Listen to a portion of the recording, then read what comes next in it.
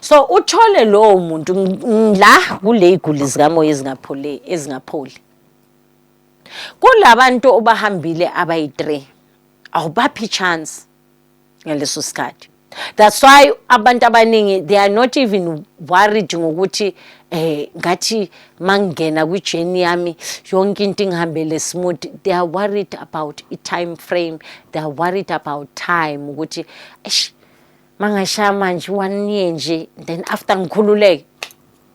And believe me, uzolala naleso sipoko because of soyibophile lento spiritually. Bathini iBhayibheli lithini verily verily I say unto you, whatever you shall reap on earth shall be reaped in heaven.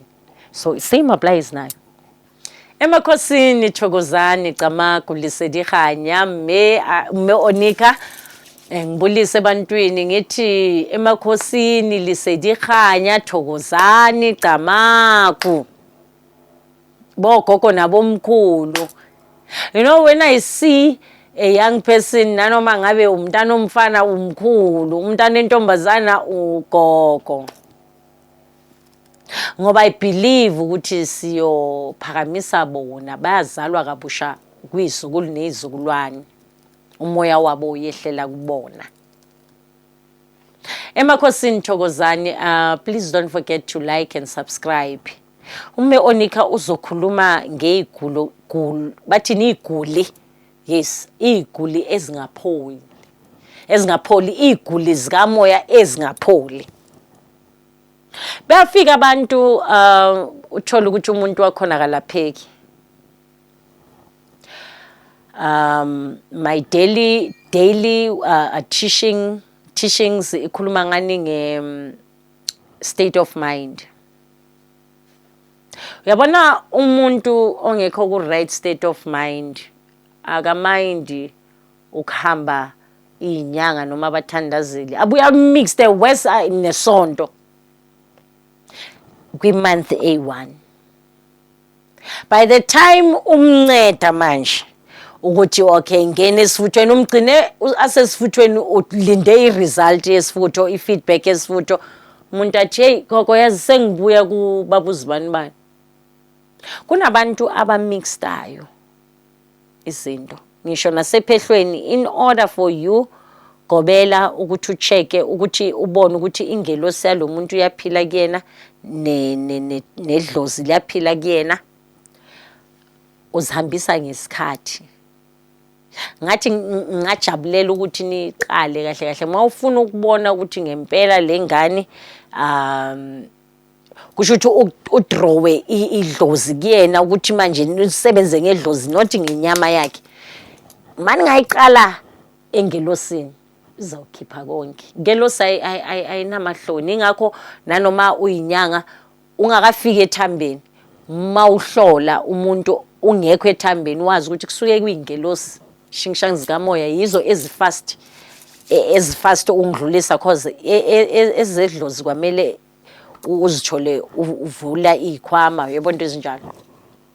So ukuhlola ngekhanda yingelosi ezenza njalo. So uthole lo muntu la kule iguli zikamoya ezingapholi. Kulabantu obahambile abayi3 awubaphi chance ngaleso sikhathi. Ufika kumme onika. Me onika ubona kahle ukuthi uslow ngemali.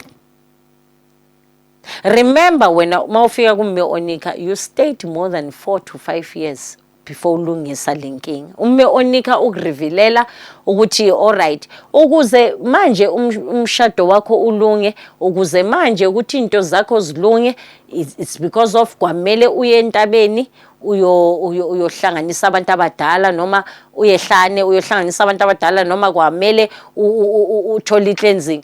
Then the next thing after cleansing when ufuna ama results ukhohliwe wena le free will lebo unayo ngaleso sikhathi. And one thing for sure amathonga neingelosi kwanayo uNkulunkulu qobo lwakhe they can tell maku fast lane. They can tell ukuthi lo ufuna ukubamba lento abamtshele yona and then aphume kuthini. That's why abantu abaningi they are not even worried ngokuthi ngathi mangena kwi-journey yami yonke into ingihambele smooth. They are worried about a time frame. They are worried about time ukuthi mangashaya manje 1 year nje then after ngikhululeke. Problem asifi, asivumi ukufa. Angikhulumi ngokufa kokuvuma kokuthwaswa kwentwaso ngisho nanoma usengelosini uyumKristu uyi-church goer, you need to die physically in order ukuthi kuzovuka your spiritual being. Kuyadinga because of ikupreparani ukuthi ingakho yonke insebenzo kakhulu yedlozi neyengelosi kuba nenzilo ethize. Lapho sizama ukubonisa ukuthi uyayibona into zakho uma ungayeka ukuthize nokuthiza zizohamba fast na. Thola umuntu angashadanga kuvume abantu abashadile kuvume ubaba angekho kule jeni kunomama kuphela ukuthi mama ngicela ukuthi masicela le jeni yakho tshela ubaba ukuthi ngicela angakubambi nje kulo 2 weeks 3 weeks or a month. Avuma ubaba bese uboyfriend lo wekhanda lincane uyagoloza le out le.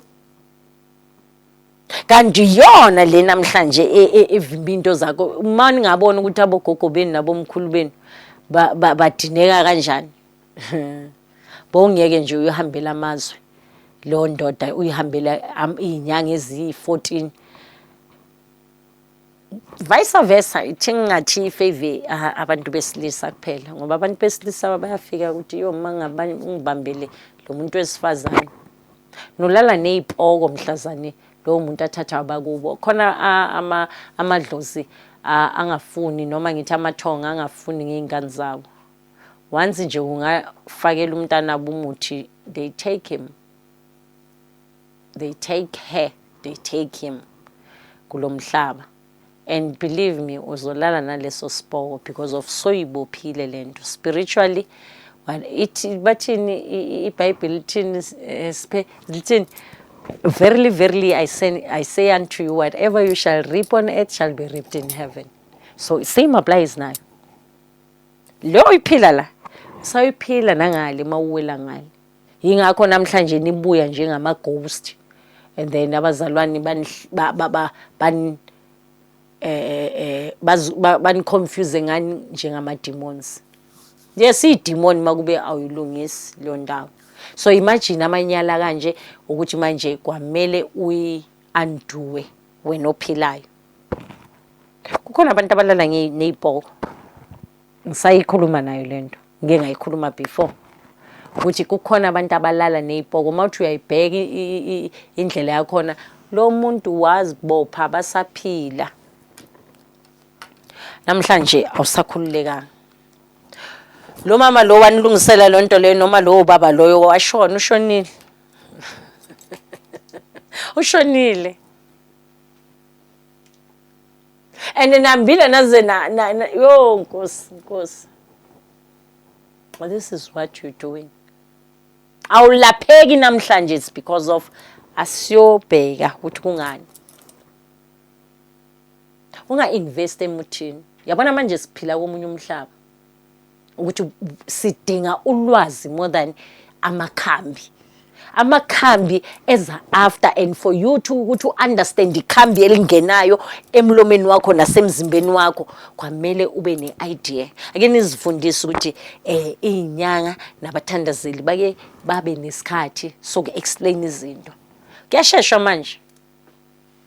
Kuyasheshwa manje.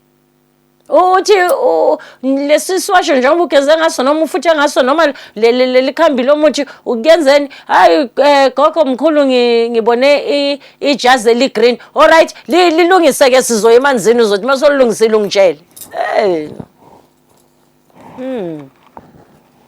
All right sihamba semanzini uyakulungisela uyaliphakamisa. Aka connect.